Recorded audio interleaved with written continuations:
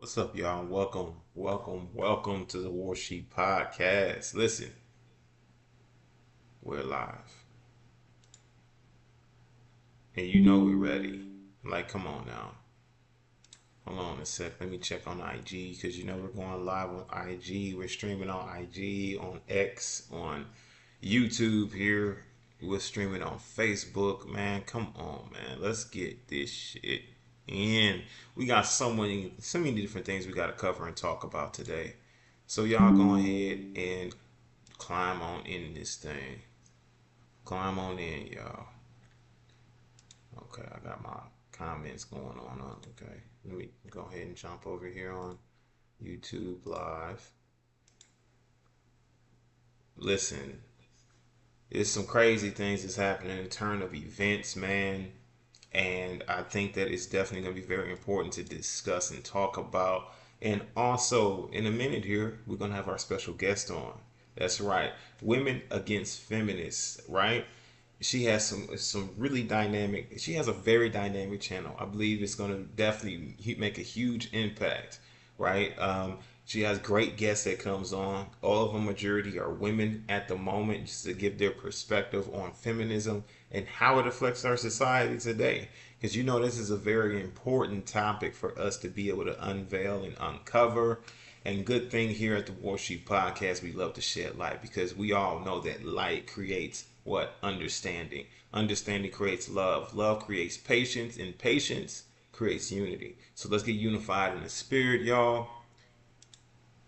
And we're also going to be talking about this whole Trump situation. You know, we got to dive into it. So, without further ado, let's get it. Is the sheep preaching hate when he says, I'm not going to let the wolf eat me anymore? If the wolf comes in here, next time he comes in here, I'll do whatever I have to do to keep him off my back. Is the sheep violent or is the wolf the violent one? He wasn't teaching hate, he was teaching common sense. You know, somebody's knocking you over the head, stop him. Do whatever you have to do to stop him. You know, the ones that were knocking him over the head were afraid of the fact that he might swing back. So they said, no, he's teaching hate. He's violent. Right. I don't understand how this actually unfolded. I know a lot of people have already discussed it, talked about it, things like that. How did this guy get up on the roof? How was he able to bear crawl there? He was identified. He was seen by some of the people that was surrounding in the surrounding area, and saying that he's got a rifle. You got Secret Service. You got law enforcement on the scene, and they're all confused as to what the hell is really going on, right? Honestly, tell you the truth, you know, let's go to Huey P. Newton. Let's go to JFK. Let's go to Martin Luther King, who was shot on the balcony. Didn't die on the balcony. He was shot on the balcony, rushed to the hospital, and in the hospital he was murdered. Someone put a pillow over his face and murdered him. He was still alive after the gunshot. Malcolm X, uh, and many more who have been cultural leaders, you know, who have been pivotal in, you know, shaping reality as we know. And that could have been a fantastic leader and even, you know, somebody who could run for president in the near future if their life was not cut short. So let's keep it real. The U.S. or the governmental systems, people within the U.S. is corrupt, right? There are people who would want to see certain individuals who are influential be murdered if they're not pushing their agenda. And what's the agenda? The agenda is to systematically destroy the United States and the people within it, right? From from what I can gather, from what I can see, you know, based on the events that took place and what happened, even the 9/11 terrorist attack, that was even a bunch of smoke and mirrors and things that misinformation that they brought forth and things like that about how that actually went down and who truly was involved and why. And I believe that we all pretty much knew back then, even me as a child, and seeing everything that took place. Still, still it was a thing, right?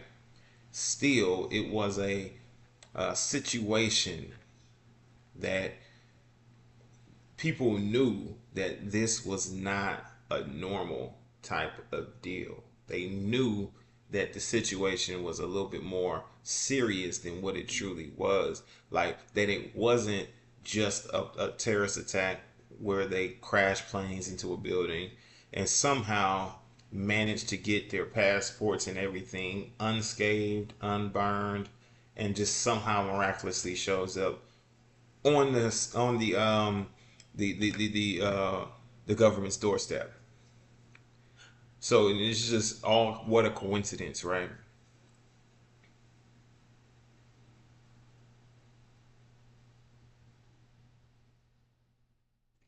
So miraculous Trump rally shooting, the suspect was in a commercial.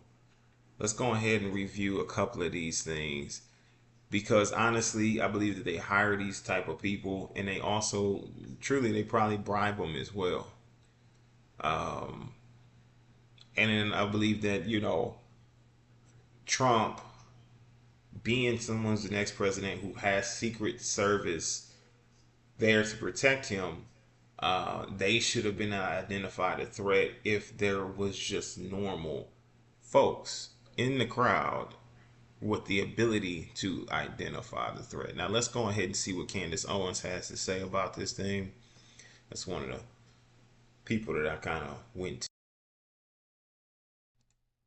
All right, so I'm gonna have to hit the road. Let's see. I think we're still streaming, right? Had a call come through. Sorry about that, y'all. We were on our way to hitting this real quick. Let's see what we got.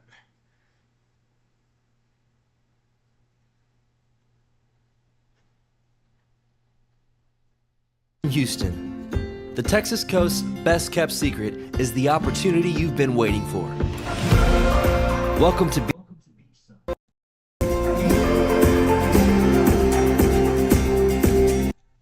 happening in the United States of America while you still have commentators, these people that are, in my view, utterly feckless, that are trying to tell you that we are the conspiracy theorists. We're the conspiracy theorists. Oh my God, everything around us. We radically changed the election in 2020 for an invisible virus. If you have no symptoms, you're still sick, stay at home, mask up, save lives. Oh, everyone's gonna get a mail-in ballot. Do you think that there was some sort of an intervention in the 2020? You think the election was stolen? These are their psychological tactics. They keep gaslighting us, okay? Because psychology has always been the name of the game in this country. And so right now they are already thinking about how they are going to sell to the public that what happened was just a random Antifa person. Antifa, nothing to do with the government. No, of course, this person just got out of hand. Let me tell you guys something right now. You need to study real history, not what you are learning in a textbook, because everything, okay, virtually everything that you are learning in the textbooks at school are lies. That's reality. They are lies. You need to understand how these awful ideas that are ruining our country were even brought here. They were always terrorists, okay? America inherited a bunch of Bolsheviks that came over. That is a fact. Following the 1880 or 1881 assassination of the Tsar in Russia, okay, under the guise of pogroms, in which obviously there were innocent people that were there, but then there were other people who said assassination of the Tsar in Russia, okay, under the guise of pogroms, in which obviously there were innocent people that were there, but then there were other people who said, okay, I have a chance to get out of this country, and they just came to America. And America just kept allowing these psychopaths who had killed a Tsar and then brutally murdered the Romanov family years later. There was no process of filtrating between who are the Bolsheviks and who are actually innocent victims. And we allowed them into this country, okay? And they are playing the exact same hand in this country, exactly how they did it. Before, they were pamphleteering. They were passing out pamphlets, propaganda, okay? Getting people to want to rage against the state, making people believe that, oh, this is so horrible. Tsar Nicholas, he's absolutely terrible. I think it was Alexander Solzhenitsyn who wrote in his book, oh, he was so terrible. But under his reign, 17 people were put to death. How many millions and millions of people were then killed when social justice was achieved in the gulags? How many Christians were murdered and assassinated when social justice was achieved and the Tsar was removed? This is the reality that we are facing in this country. Psychopaths, absolute psychopaths, who lie and feel nothing, who murder and feel nothing, okay? Who do little more than right now they're sending out messages to all their little homies in the media and telling them, this is the narrative, okay? Anything else said is going to be deemed a conspiracy theory. Wake up, okay? Wake up, world. These aren't conspiracy theories. We're fighting evil people in this country. They just tried to assassinate Donald Trump. But now that person's dead. We're going to hear no more. We're going to hear no more about that individual if what Tommy Robinson is tweeting is true and if that individual is in fact an Antifa member. Guys, we have a lot of people jumping on right now. I want to again show some clips. Chris, do you have that first clip in of the shots ringing out? Okay. Yeah. So let's just show the actual moments where Donald Trump was shot at. Take a look. We see something that said, take a look at what happened.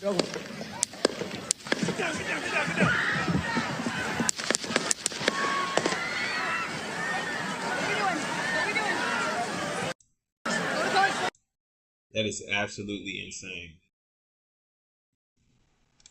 This whole thing is absolutely insane. Like, there's no way in 2024 we still having assassinations of presidents. Unless this has been planned or orchestrated. You know, allegedly, I'm not saying that it has. But how are you able? They are usually extremely good and thorough. The Secret Service is very thorough in placement of individuals to eliminate threats that are potential threats. They're usually very thorough in doing so. From what I understand, maybe their reputation has been, putting 20 on 10. But this is the reputation that they've built, right? As secret saviors, as people who protect the leaders of this country. As of now, though, it just seems or appears that they are incompetent. If a mere civilian can be able to identify the threats, warn them of a threat, and for them to not even pay it any attention, for them not to even care. Let's take a look at that. To not give it any mind, right?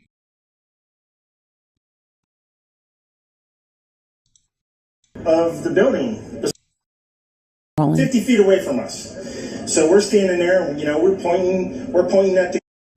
Don't take it. We noticed the guy crawling,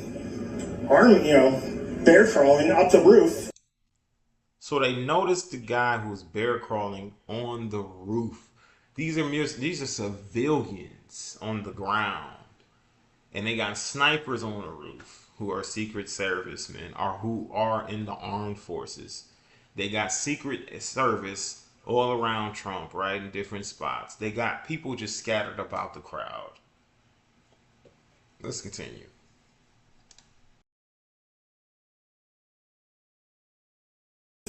Of the building beside us, 50 feet away from us. So we're standing there, and we're pointing at the guy crawling up the roof. We're like, "Hey, man, there's a guy on the roof with a rifle." And the police were like, "Huh, what?" Like they didn't know what was going on. We're like, "Hey, right here on the roof, we can see him from right here." I'm standing there pointing at him. This is crazy. 2 or 3 minutes. Secret Service is looking at us from the top of the barn, and next thing you know, 5 shots ring out.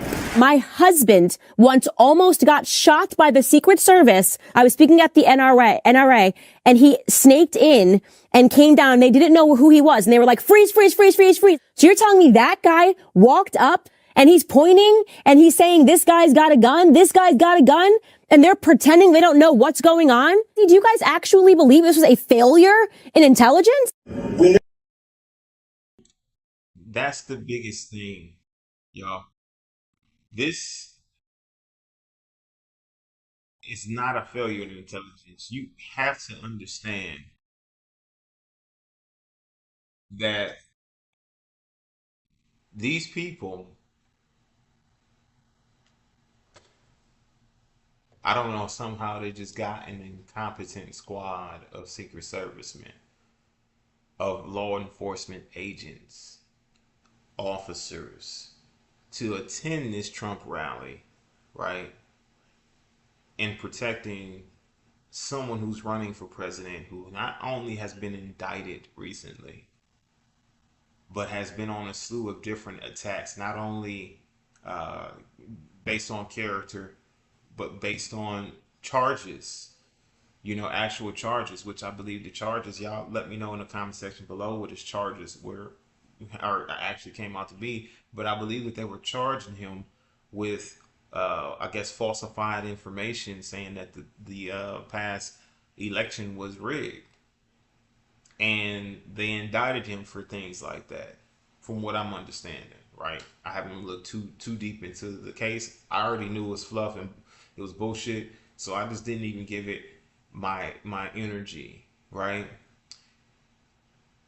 But that goes to show you exactly what's going on.